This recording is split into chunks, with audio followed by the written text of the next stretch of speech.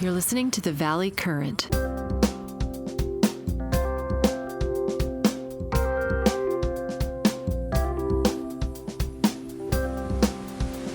Yeah. So you're calling in from overseas, right? I'm calling in from Luang Prabang, Laos. And that will be where we start our story. It's basically the theme is about Taiwan and the South China Sea. But as will recur 3 or 4 times in the course of this talk, Taiwan is important to China in and of itself. It completes the historic mission of the Chinese Communist Party of reuniting the country. It's also important because it has wider geopolitical implications. So I'm just going to let the first point alone. Taiwan is important to China because it is, and spend most of my time on the wider geopolitical implications. Right. And we should tell the audience that the reason that this is all coming up is we've gone back and forth several times with the question of what's the bigger thing here that the U.S. has to worry about?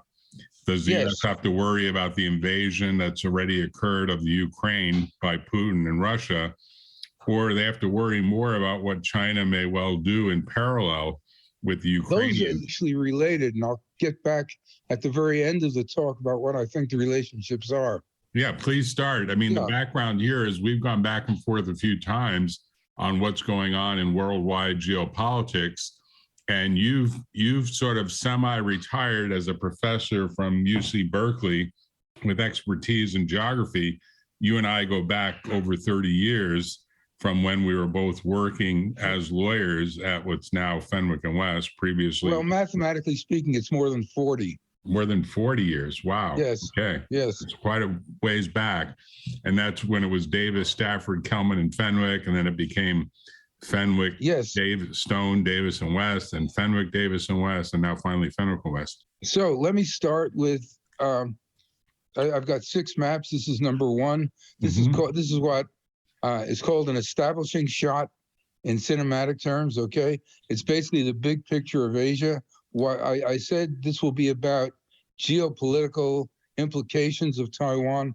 These are what the geopolitical implications are. So Taiwan is basically at point B on the map, okay? Right. To the north of Taiwan are Korea and Japan. To the west is China. Okay, so that's on one side. That clump of large and still growing industrialized states. On the other side, point C is the Persian Gulf, and point D is the Suez Canal.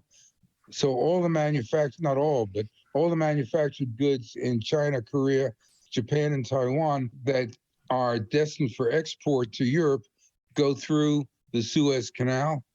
All the oil that keeps those advanced industrial economies growing comes from the Persian Gulf, point C. Mm-hmm. Okay, so you've got eastbound traffic going past Taiwan to Europe, and you've got westbound and you've got oil traffic going from the Persian Gulf again to those industrialized countries. All of that traffic, both eastbound and westbound, goes through one tiny point, which is point A. This is called the Strait of Malacca. So as you can see, if you're sailing a ship, you go down the East China Sea through the South China Sea through point A, and then to the west. Or if you're an oil tanker, you go the other way, across the Indian Ocean, okay, through point A again, and then up to Vietnam or to South China, Hong Kong, or past Taiwan on the west to Korea, or past Taiwan on the east to Japan. Everything is focused on the South China Sea, and specifically its southern entrance, okay? That's the big picture geopolitically. And you really are talking about ship traffic. Yes. Airlines don't care about any of this. And the reality is ship traffic is pretty important because the oil can't get on airlines, right?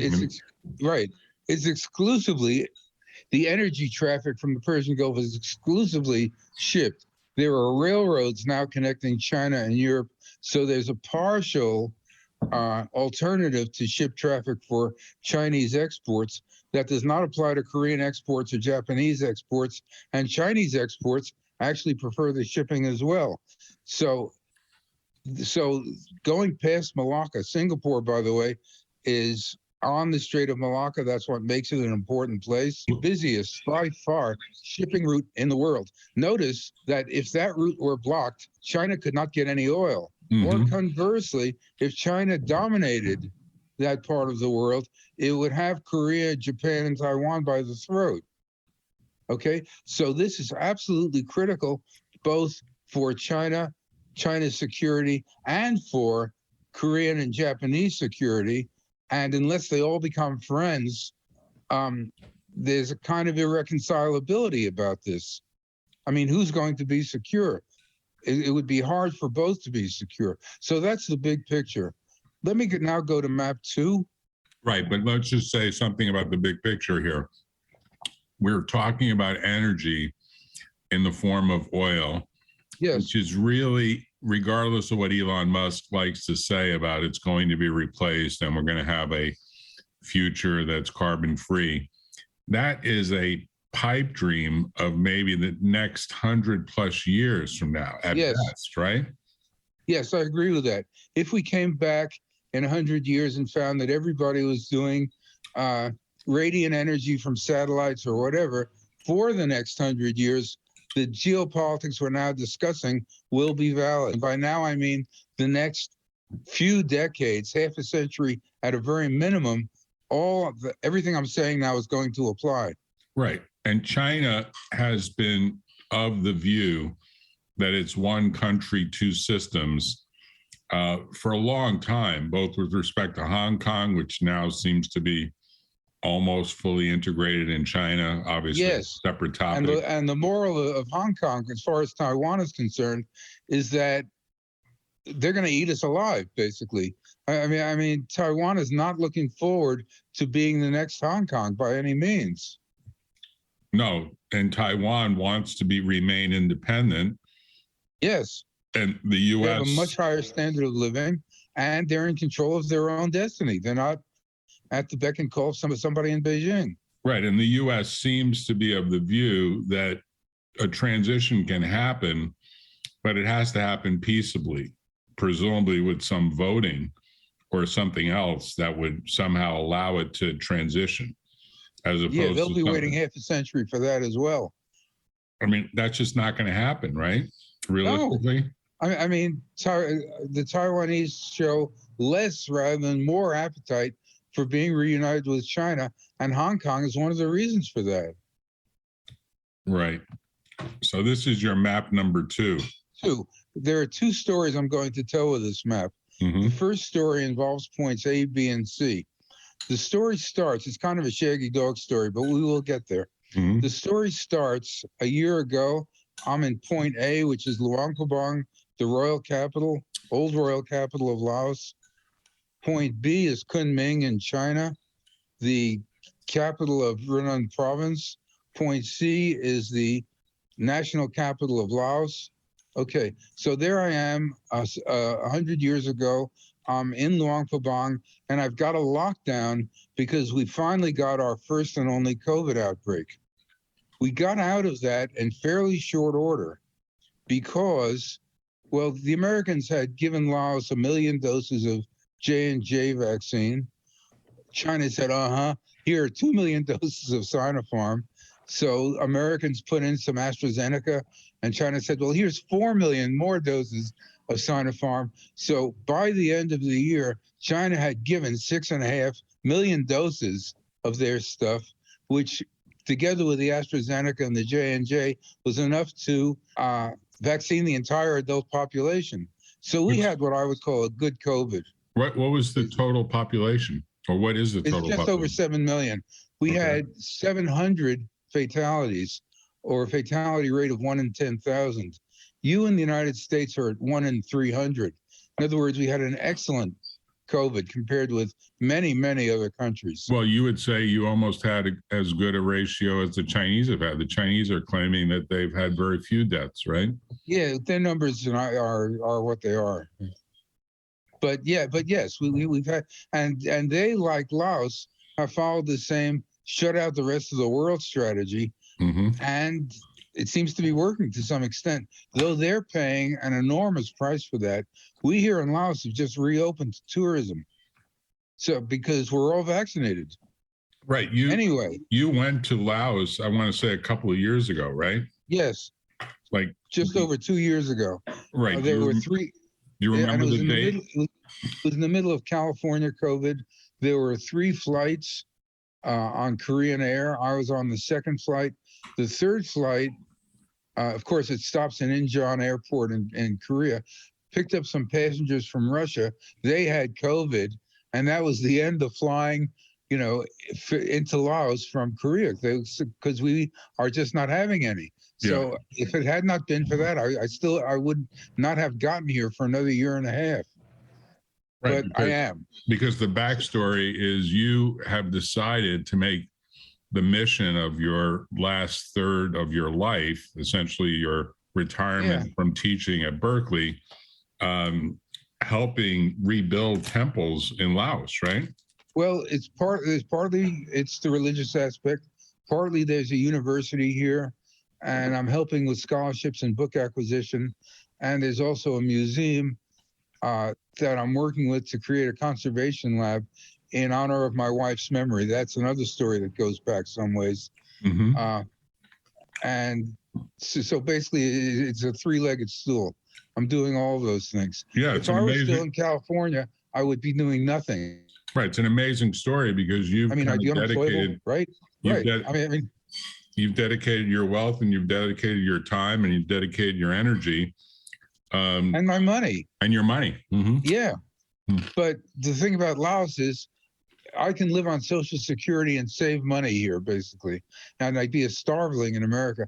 And I've got all the money that Bonnie and I accumulated to use for good works, so it's ideal. Yeah, the people in Laos should give you the equivalent of the Nobel Prize, whatever that is in Laos, right? Well, I may apply for honorary citizenship.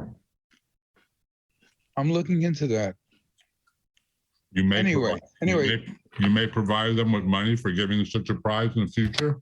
Yes. I'm also an investor. I've got some land here. If you're an investor and you do good works and you have professional work going on, then it's possible you can become an honorary citizen. Right. So we'll see. But you have a visa right that allows you to stay. You don't need to leave at all, correct? No, that's right. As an investor, and of course the money stays here. As an investor, I have an annually renewable visa. So Laos may be the retirement haven that most Americans have no friggin' idea about, right? No, that's right. And and of all the friends I have are aware of my situation, but the number of people who want to upstick and come to Laos is kind of minimal. Go figure. There's not really an expat community there the way there is in Mexico. It's a small one. It's half European and half American, but not very big. It's really not. I've said that immigration has several factors. There's a pull factor. Bonnie and I have been coming here since 1998. Okay, I mean, we laid the foundation years and years ago, and the foundation, of course, has been built upon since then. But without the foundation, it's really, hey, how would you like to, relocate to Kyrgyzstan? I mean, what? It's just too off the wall for most people. So just as a footnote, what's the weather like this time of year, November? The weather is perfect. This is really the best time of year. Today, the temperature will go up to the middle to high 70s. There's not a cloud in sight. It's quite humid and wet in July, August, and September. It's quite hot and dry in March, April, and May. But now, last half of October through New Year in January, excellent weather. Excellent. And no storms, no precipitation, no not now. We had some heavy thunderstorms back in September, but that's all over now. And in terms of climate change, the northern countries like British Columbia, 54 degrees, or rather 122 degrees, if you can imagine that. We're not changing here by the closer to the equator for some reason. That's good. So yeah. So I'm not expecting a problem. Anyway, back to our story. Yeah. So we had China giving a bunch of vaccine. This is not the only intervention that China has made in Laos. During that same period a year ago, a railroad was completed from Kunming, point B, through Luang Prabang, point A, reaching the capital, Vientiane, point C. Okay. And the financial structure, which is good. I mean, and in addition to those things, the vaccine and the railroad, there's also a super highway, or at least a 4-lane limited access road being built from on that same route from Vientiane to Luang Prabang to Kunming. And in addition to that, this is an excellent country for hydropower. I can go into the details if you want, but it is. And so there's lots and lots of dam building going on and being exported to neighboring countries, chiefly Thailand, but also to southern China. And that is being financed by China. The railroad is being financed by China, and the expressway is being financed by China. Right. So the U.S. really has no foothold in this region. Well, Vietnam. Not on this scale. I mean, not at all. I met the ambassador at a lunch. American policy is that we want Laos to be strong and independent and part of a vibrant ASEAN, Association of Southeast Asian Nations, community. But as for matching China dollar for dollar or even penny for dollar, it's not going to happen. Yeah. Although they do charitable things like give a bunch of vaccines, right? That's a charitable thing, right? And yes, interestingly, you would think that the Lao hate our guts because of the war. I mean, that was inexcusable. It really was. I don't often get on my moralistic high horse about geopolitics. I think it's goddamn stupid. But we were using this country as a free fire zone, and it was totally helpless. I mean, Vietnam could fight back at least, and successfully for that matter. Laos was just being pummeled from the air for years, but nobody brings it up. Nobody cares about it. It's interesting. That was during let's get to our story. During the Vietnam era. No more, yes. Basically, they were bombing Vietnam from bases in Thailand, overflying Laos. Here on the map, Laos is here in the middle. Vietnam is that green strip on the east, and Thailand is that other green place in the southwest corner. So flying from Thailand over Laos to bomb Vietnam. Well, if they had some bombs left over after the mission, they just dropped them on Laos. Wow. I mean, it was disgraceful. So maybe part of what I'm doing is giving back for that. Who knows? Anyway, let me get to the story. So here's this railroad connecting A, B, and C. The financing of the railroad is the point I wish to make. It's a $6 billion project, of which 40%, $2.4 billion is equity, $3.6 billion is debt. Okay, Laos has borrowed the $3.6 million from China to it's a railroad, in order to create the railroad. As for the 2.4, it's a joint enterprise between China and Laos. Laos borrowed its share of the 2.4 from China to be able to buy the stock. In other words, Laos owes China $5 billion out of the $6 billion. And this reminded me of something. Let's go to map 3 just for a second. Okay, hold on. Okay. So China is all in, it sounds like. Well, and the question I'm going to ask is why? And again, this is like a dual use situation. I mean, yes, they are able to receive rubber and what else do we do here? Tropical hardwoods, and I suppose some rice. We have agricultural surpluses go to China. China can send manufactured goods here to Laos. So the railroad serves that purpose, but it also serves a larger geopolitical purpose, as we'll discuss. Mhm. Here on map 3, this is what the Lao equity situation and debt situation in its railroad reminded me of. China is building, and again, if you think back to the big picture in Asia, so here's India in the middle of the Indian Ocean. China is building naval bases all around India, Mhm. one here in Pakistan. If you look at the red dots, one in Pakistan, one in Bangladesh, one in Myanmar, and one in Sri Lanka, which is what I want to focus on, called Hambantota. And what reminded me of the railroad is that the financing situation in Hambantota was exactly the same. In other words, Laos, or rather Sri Lanka and China cooperated in building the port. The financing was all Chinese. The Sri Lankans, as you may know, are having a financial crisis, could not service the debt. China foreclosed, and now they have a Chinese-owned port right off the coast of India. Okay, so in other words, building a trading port in Sri Lanka was nice in and of itself. It's a nice country, and now they have an economic connection. But there's a larger geopolitical purpose, which is that it's part of the string of pearls, so-called, the naval bases that create a strong Chinese presence in the Indian Ocean.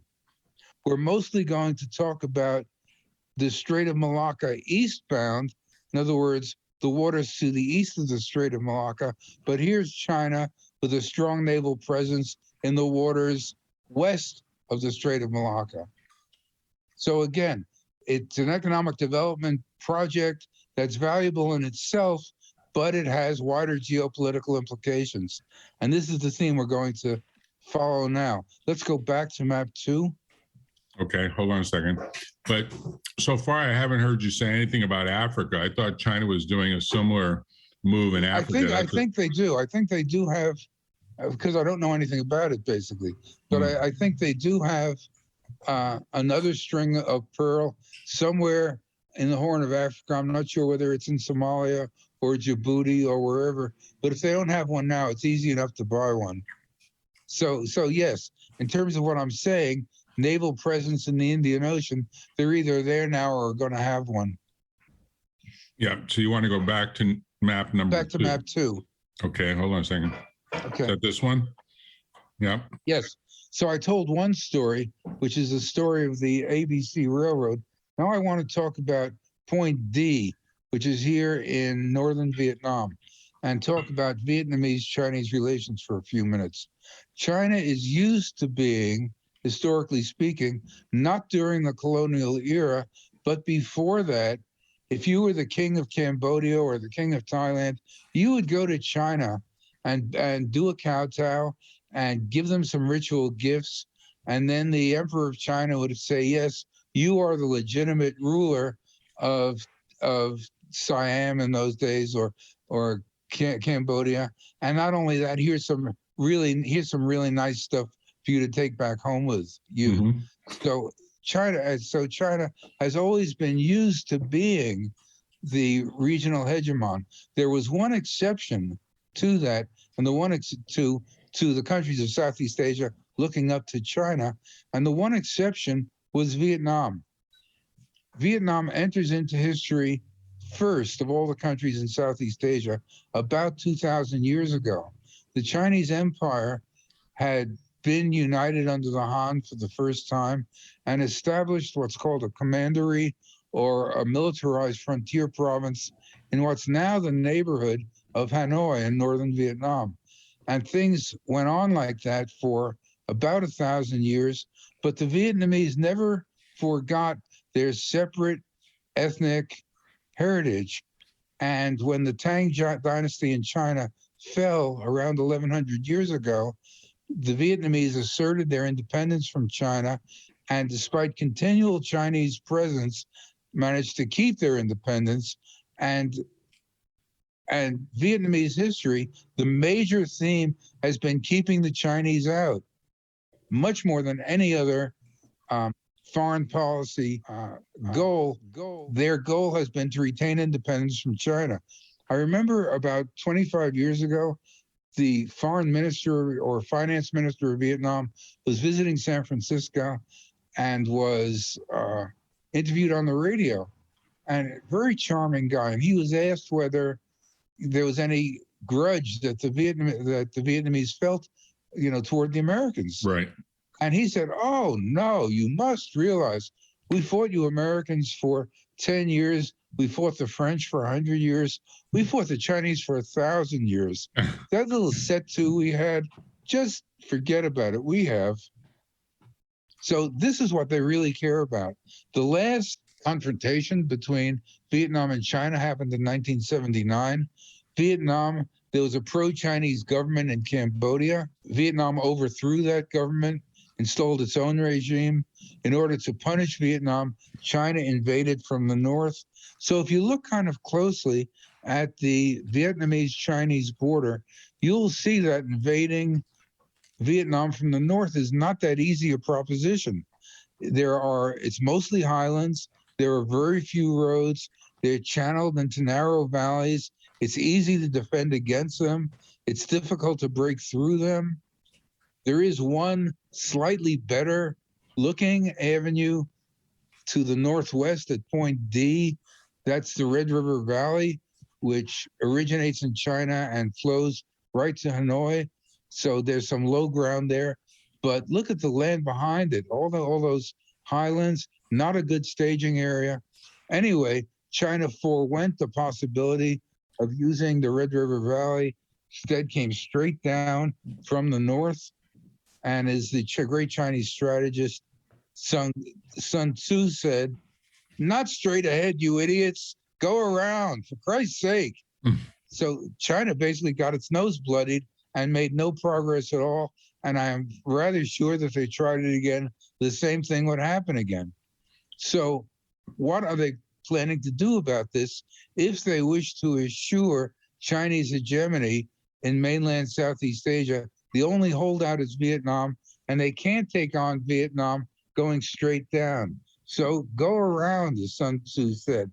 Now look at the Lao-Vietnamese border, okay? It's long. It's 1,000 miles long, and Vietnam has no strategic depth at all. In other words, if China dominated Laos, and given the fact that it's going to own the railroad, the road, the electricity network, okay, and the medical services, there's a good chance that China will dominate Lao foreign policy. I should add right now that Laos wants no part of geopolitics at all. It's 1/15 the size of Vietnam. It's 0.5% the size of China. It has no interest in fighting with either of them, okay? But it may not have a choice. Well, it doesn't have an army, does it? Yeah, it does. It does? I don't know what its function is, but yes, it has one. Okay. Yeah, that's true of a lot of places. The interesting small world thing is the U.S. seems to be shifting a lot of manufacturing out of China and into Vietnam. And yes, it's really an interesting observation that a country that we were in a war for, which I guess you could say we lost, so becomes a trading partner. Well, you could say we lost. Right? Yes. And what if we'd never bothered to fight the war in the first place? Right. But water under the bridge. As I say, the Vietnamese think of that as, like a sea level issue. The China thing is the A level issue. At any rate, to go back to my theme, all this business about the railroad and the electricity network, they're nice in themselves. They also have the wider geopolitical implication of opening up Vietnam's land flank to Chinese penetration. Mm-hmm. Okay, so here we have Vietnam, and if we look at it this way, with the Chinese presence to the west and Laos, if we now go to map 4, we will follow this up with the Chinese presence to the east. So the big picture is China will eventually attempt to integrate all of these different locations. Yes, I'm saying that It's interested in Laos because, yes, we get some rubber and tropical hardwood, but the real point is geopolitical, and it's the geopolitics of mainland Southeast Asia. In other words, bringing Vietnam to heel, that is the real point.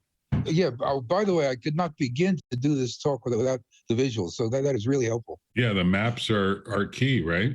There's no two ways about that. So now we're finally getting to the South China Sea, and now we can finally get to Taiwan.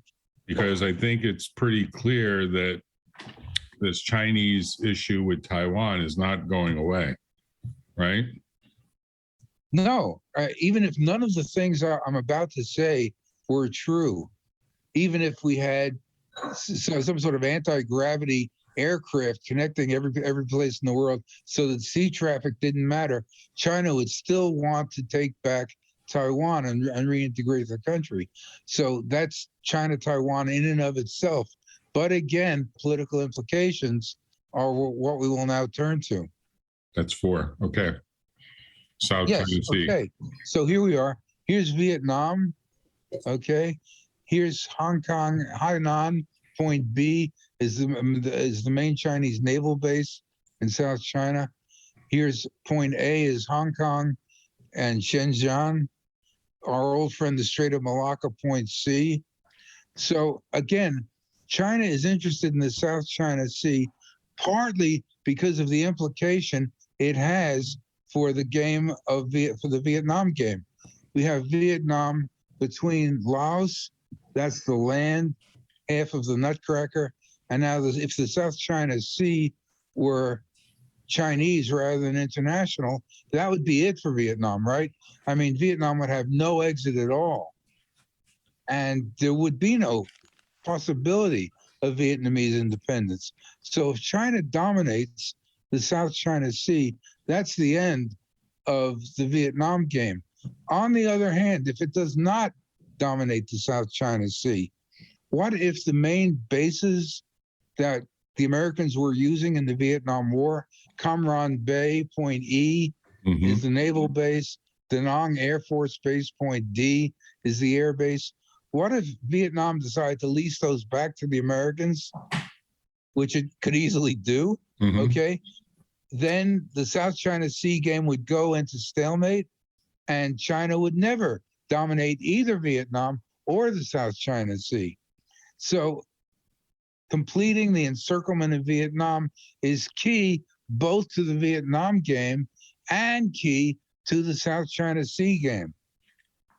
So again, we have this pattern of doing things that are interesting in and of themselves and doing things for their wider implications. So I will now turn to those, and finally we'll get to Taiwan. If you look very closely, there are 9 red dashes in a kind of U shape. Yes, surrounding the South China Sea. Those 9 dashes are called the 9-dashed line. It was first put on a map in the 1930s, pre-war and pre-communist, in other words, by the nationalist government, claiming that these are Chinese territorial waters, which was just a joke, okay? The South China Sea has always been used both commercially and by the warships of other countries, the American Navy, for example, okay? Normally, foreign navies don't go sailing through other countries' territorial waters without getting permission first. Right. And commercial vessels don't go without having notified first. No one has ever bothered to ask China if we can sail on the South China Sea. China can claim that these are territorial waters, but no one else has recognized that. And they're not likely to either. So China has made this claim, which until now has been just air, been just an empty claim. But that is now changing. Aren't they building some actual islands? Exactly. Now let's go to map 5, and I'll tell you about them. Okay, hold on a second. One thing about Laos, you learn to be patient. You really do. Yeah. I mean, if something takes another minute, then it takes another minute. You don't, start to breathe heavily through your nose about it. You learn to be patient, but the internet works pretty well there, right? Today it does. We're lucky. I would say about 10% of the time It doesn't, but so far so good. Yeah. Good. So here we go again. Here's the 9-dash line again. About 12 years ago, if I remember correctly, China had made this claim. No one had ever taken it seriously. Then they announced that this is not really a claim, but it's a vital national interest on par with our claim to Taiwan and our claim to Tibet. That means they not merely will not negotiate about it, it's a vital national interest. We will not give it away. We will not even discuss it. Okay? It's as if somebody asked the United States to talk about the sovereignty of Long Island. Are you kidding? Okay? We wouldn't even respond to something like that. So in order to make good its claim that these waters are Chinese waters, several things have happened. Point A is called the Paracel Islands. It's a string of islands off Vietnam. In the ending days of the Vietnam War, when the Vietnamese or former Republican Vietnamese government had other things to worry about, China grabbed these islands and has kept them ever since. The other bunch of islands is called the Spratly Islands, point B. These are several hundred little atolls. Some of them go underwater at high tide. Okay, just little scraps on the map, but they're there. In 1994, if I remember correctly, China showed up at point C, which is wonderfully called Mischief Reef. I mean, could you ask for anything better? It's quite close to a Philippine island called Palawan, and basically started building a little base there with prefab buildings and so forth. That set off a scramble of all the other countries with an interest in the Spratlys, including Vietnam and the Philippines and Malaysia and Taiwan, and each began putting little bases on various parts of the Spratly Islands. Then about 6 years ago, China began taking these little specks and turning them into real islands, building them up, not merely islands, but islands big enough to have air bases on them. And now it has several. So China is doing everything it can to validate its claim to the sovereignty of the island, of all the waters within the 9-dash line. And the Spratlys are their advanced base. This has not gone unnoticed by the U.S. and the UK, no, right? It's not merely not gone unnoticed, but the U.S., India, Australia, and Japan, the surrounding non-Chinese big powers, have formed a kind of informal bloc called the Quad, the four-power group, in order to see what they could. But four powers are four, one power is one. My money is generally on the one power and not on the bunch of allies. Okay? Right. So we will see what happens. So how do you dominate the South China Sea? Basically, by air and naval construction. And China can build much, much faster than the United States can. Before I get totally off that subject, notice again that the South China Sea, to go back to the very first point, has two exits, one to the southwest, way down here in the southwest corner of the map at Singapore. The other exit is here around Taiwan. Everything goes through the Strait of Malacca and Singapore. Once it does, it can fork a little bit. It can go to Vietnam.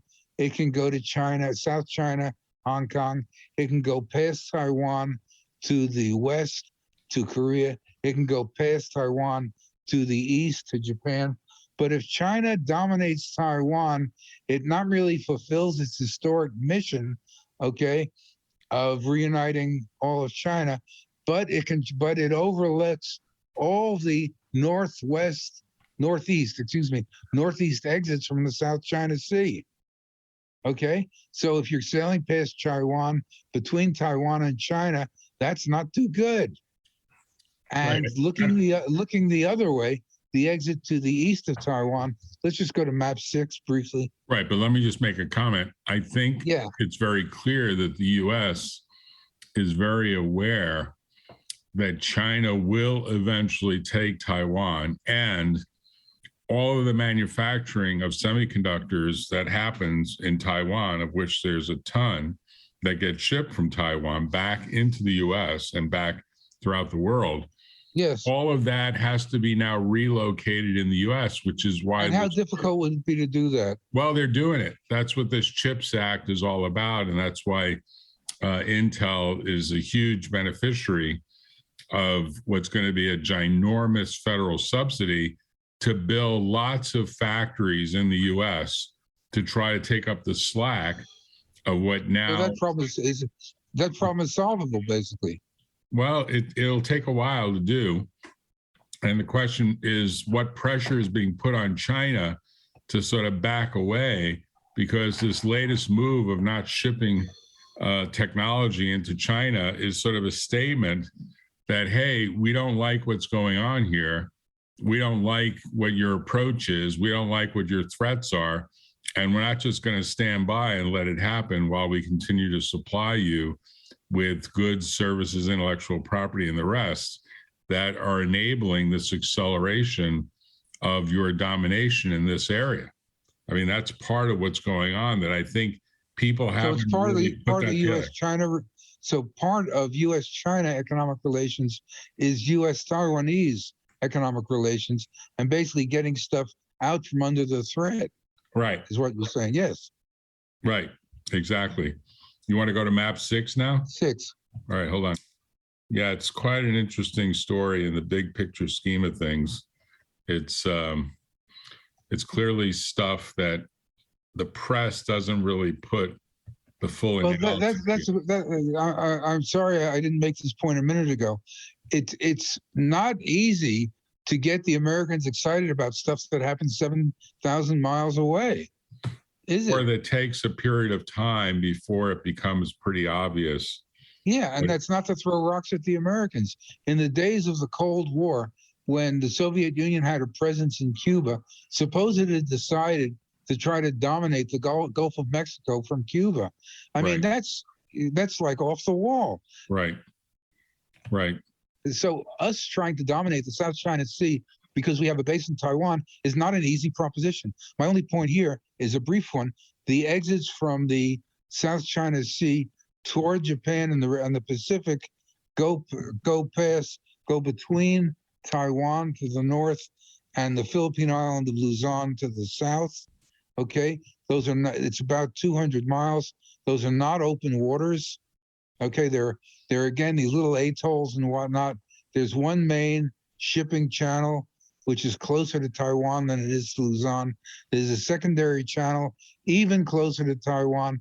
If the Chinese dominated Taiwan, they would dominate all the exits from the South China Sea, is my point. And that would give them a chokehold on all of the oil coming from the Persian Gulf and all the manufacturing going from Japan and Korea back the other way to Europe. So this is one of the geopolitical reason why Taiwan is so critical. Again, important for itself, more important for the South China Sea, which in turn implies that is an implication for the Vietnamese game. If China dominates the South China Sea, it dominates the rest of mainland Southeast Asia, and it has a chokehold over the economy of Northeast Asia, Korea and Japan. So having all that slip into Chinese dominance would be a crucial move in world geopolitics. Okay, so it's not just the island of Taiwan, it's everything that control of Taiwan implies. Sorry? Isn't it pretty much inevitable? Which? The domination. Takeover of Taiwan? Yeah. No. It's not? I mean, was it inevitable that Putin would be sitting in Kiev? Well, I think No. China. No, it has to do with military buildups, basically. So we have us, we have Korea, we have Japan, we have India, we have Singapore, We have Australia, all interested in that not happening. So does it have to happen? Not if they all put their shoulder to the wheel, but will they do that? Right.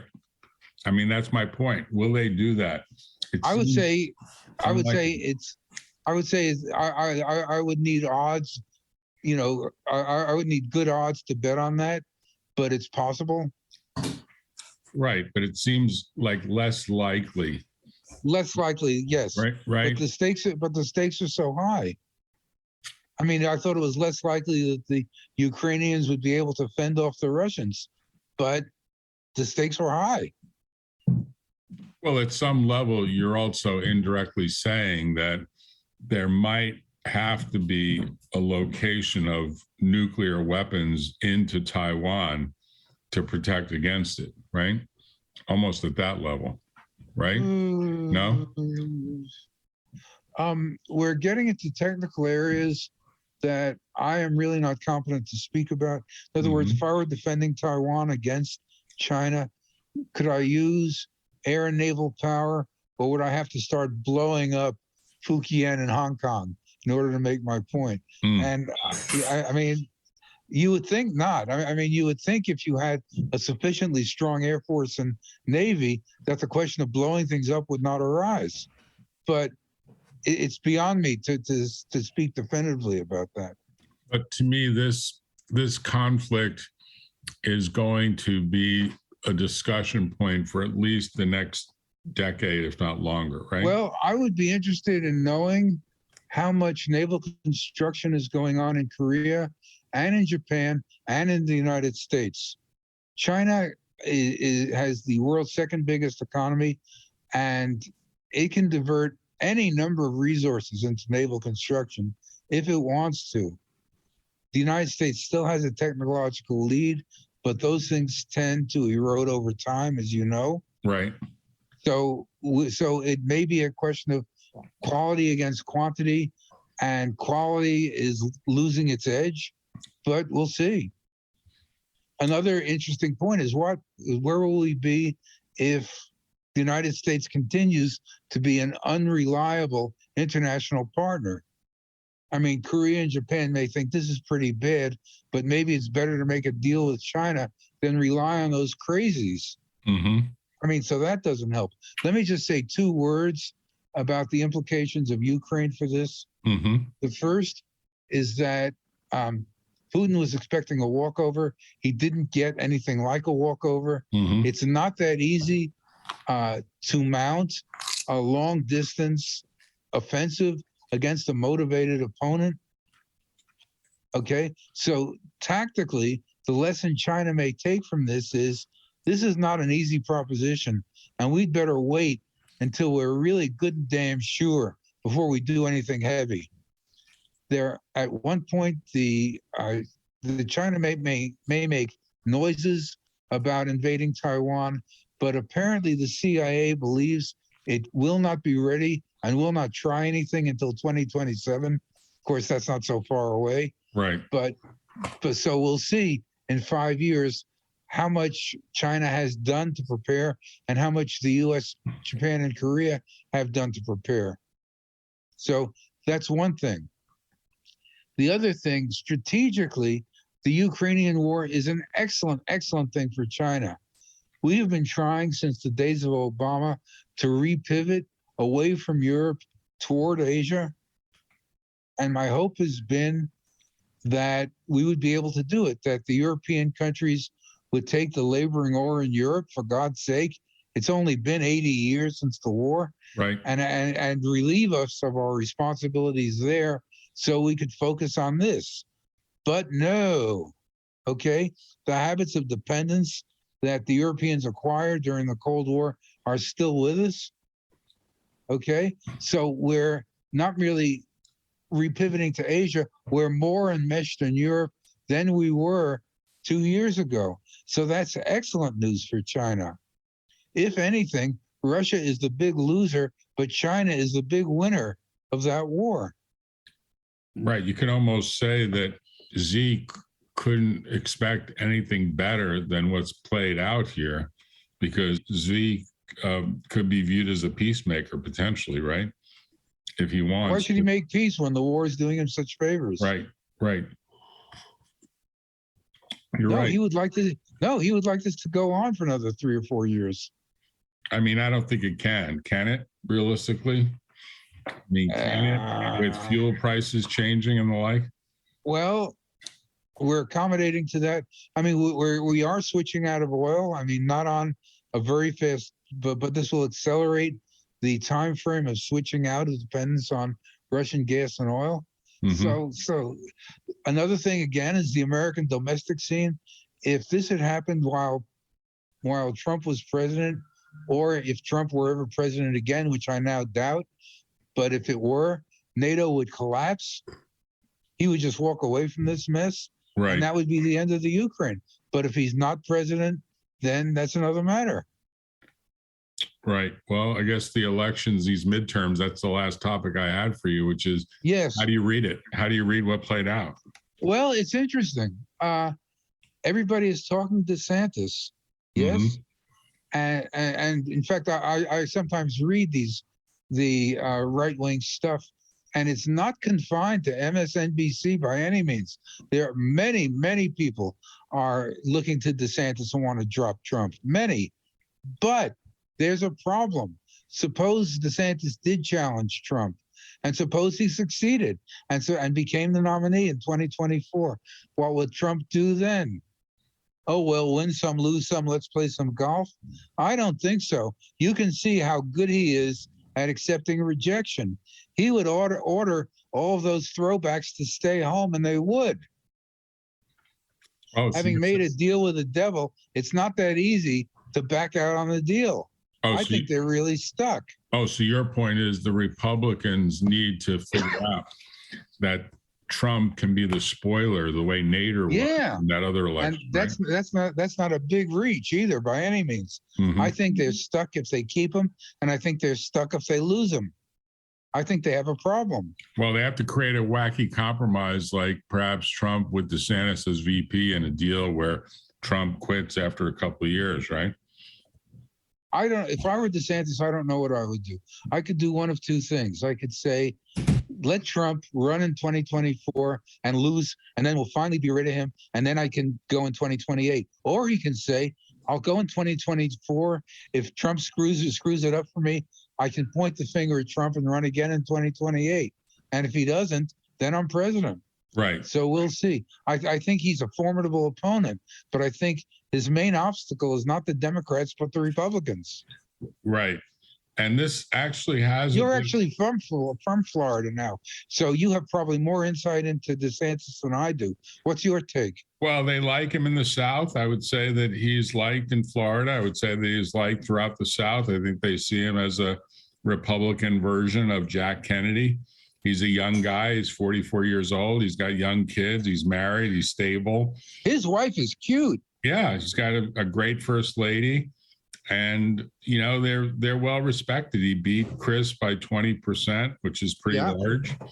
And in general, people are thinking he's got a shot. But I think your observations are correct that Trump is not going to let it happen. Whatever Trump can do to stop it from happening, it's going to be stopped. And he may well. I've never seen so many absolutely crazy people in my life. If you look at the New York Post, okay, there they are whining and crying about Arizona. Oh, they stole it again. Yada yada. I mean, they just buy it. They just do. It's insane. Well, to me, it's like sheer infantilism, but they won't let go. Well, And if he told them to stay home, they would stay home. Well, it brings us full circle because part of the reason you left the U.S. for Laos, beyond all the reasons you've given, is you didn't like what was happening in the political scene, right? No, there are pull factors that brought me here, and there are push factors that put me out. And that's a push factor. Also, the fires in California were kind of tiresome. Right. I mean, it was like a lot of things all happening at the same time. Yeah. And I don't know if it's going to improve. I mean, the political system seems very broken right now, and a lot of people are recognizing that. Well, it could be DeSantis would help. I mean, if you had a successful Republican, not crazy, I don't get the feeling that he's insane. Okay. No, he's not I don't get the insane. feeling that he would kiss Kim Jong-un on a whim or anything like that. I think he's steadier than that. And a steady Republican administration might cure the Republicans of thinking they need to be insane. Maybe. Well, who do you see happening on the Democratic side, Bob? You've been a long time. That is a good question. What indeed? I mean, one doubts that Biden can do it. One doubts that Harris could do any better. In fact, one is certain she couldn't, right? But how do you get rid of both of them? And if you do somehow get rid of both of them, who do you put in their place? Pete Buttigieg? I mean, give me a break. It's like they have no bench at all. Well, it says a lot about China that they really have this lifetime confidence in Xi, right? I need to know more about the inside of China to know how sustainable that is. It's generally not a good idea. Look how Stalin ended up. I mean, that kind of thing makes you insane after a while. Yeah. So we'll see. All this is predicated on China being able to sustain a long game. And if China were to have internal instabilities of its own, that would be a game changer. Taiwan is useful to Chinese political stability in that no one in China dissents from the long-term program of reuniting the country and expelling the foreigner. China had a century of abject humiliation after having been the #1 country in the world for millennia. It now found itself being kicked by the French, by the British, by the Japanese, right, by the Russians. I mean, it was intolerable. And you had foreigners tromping all over the country. If it hadn't been for World War I, they would have eaten the whole thing. Okay? The Chinese Communist Party has made grievous mistakes. The Great Leap Forward was a grievous mistake. The Cultural Revolution was another. But the main thing was reuniting the country and expelling the foreigner, and they succeeded in that, and that credit has not gone away. And if the Taiwanese situation is seen as the culmination of that, then the political credit for pursuing that will persist. Right. So in the bigger picture scheme of things, when you look at this string of pearls theory, and you haven't spoken about the Silk Road except indirectly, do you see China as the dominant force in the 22nd century as you look at the really big picture? Well, again, if it's not China, who is it? Right. And it's a bunch of countries that are united against China, including India, Japan, the United States, Australia, right, Korea.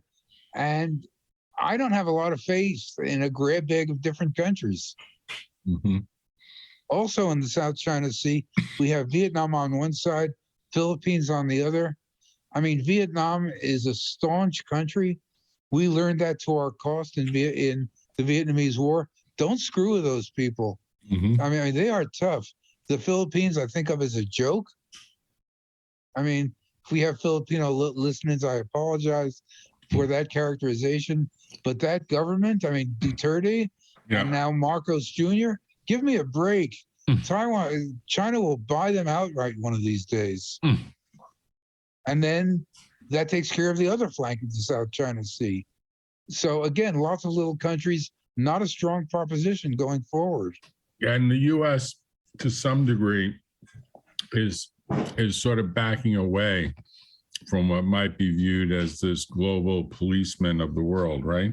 If you look at the big picture. Well, again, if you try to imagine the Soviet Union dominating the Gulf of Mexico from Cuba, not an easy proposition.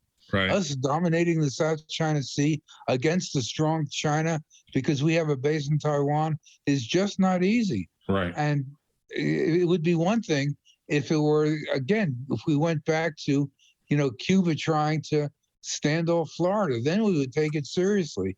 As it is, it's hard to get really worked up about this. Well, Biden is meeting next week with Xi. Yes. And it's interesting whether that's for show or there's really something substantive that's going to come out of it. I mean, I'm sure the chips and the sort of lockdown on intellectual property will be a big topic, right? I'm sure. And of course, there are many things to discuss, but discussion it takes place in the context of geopolitical reality. Yes? Yeah, right. And so China is not going to say, oh, okay, let's forget about all this and we'll open the South China Sea. We'll renounce our vital national interest. We'll let her. No, that's not going to change. Right. I mean, it seems to me that the big player that has somehow surfed all of this otherwise contentious news is Apple Computer, because they still have a big manufacturing base in China and they have a big market of consumers in China, and they've somehow made peace with the Chinese and have continued to be able to take advantage of the peace that they've made. Whether that's sustainable is another question. As you know, my knowledge of the IT industry is virtually nil. So can you say some more about Apple-Chinese relations? Yeah, I mean, in general, Apple gets a lot of its manufacturing done through contract manufacturers located in China. Even during this period of COVID and even with the lockdowns, it's still happening. Now, they've moved some manufacturing to Vietnam, but most of the manufacturing is still very much in China. And the market is very much for them. Obviously, China's got 4 times the population of the US. Yeah. The average age of individuals in China is younger than the average age in the US. So that must be changing rapidly because of the one-child policy. We now see the downside of that. Right. China, I think it's correct that China's working age population has already begun to shrink. Mm-hmm. Okay, and that will accelerate in the years to come. And if China has weaknesses, that is certainly one of them. Right. Well, thank you for doing that. I know it's Sunday morning, your time, so thank you for spending your time. It's Saturday night for us. Enjoyed this a lot. I did too. I really appreciate it, and I'll send you the link when we get it up, okay? Excellent. Thank you. Okay, take care. Okay. Talk to you later. Have a good day. Bye-bye.